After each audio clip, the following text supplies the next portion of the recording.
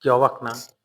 একটা দেশের প্রেসিডেন্ট থাকে সবচেয়ে নিরাপদে। একটা দেশের প্রেসিডেন্ট থাকে বিশাল ফোর্সের আন্ডারে। একটা দেশের প্রেসিডেন্ট থাকে স একটা দেশের সবচাইতে শক্তিশালী, সবচাইতে বুদ্ধিমান, সবচাইতে কি বলবো সেফ একটা ফোর্সের আন্ডারে। সেই প্রেসিডেন্টকে ঘুমায় আছে ওই মুহূর্ত থেকে ঘর থেকে তুলে নিয়ে চলে গেছে। এটাই হচ্ছে গিয়া আমেরিকা। হ্যাঁ, ভাই আমেরিকা অনেক পাওয়ারফুল।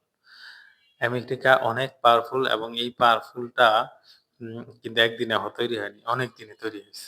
এই পাওয়ারফুল আ সেই যেই পরিমাণ পাওয়ারফুল এটা দিয়ে এখন অন্তত শুধুমাত্র আমি বলব যে পারমাণবিক বোমা আছে এমন দেশ ছাড়া অন্য যেকোনো দেশের প্রেসিডেন্টকে সে তুলে নিয়ে আসতে পারে। অন্য যেকোনো দেশে এবং সেটা প্রুফ করে দিল। সেটা প্রুফ করে দিল। কিছুদিন আগে প্রুফ করলো ইরানের বিভিন্ন জায়গায় হামলা করে।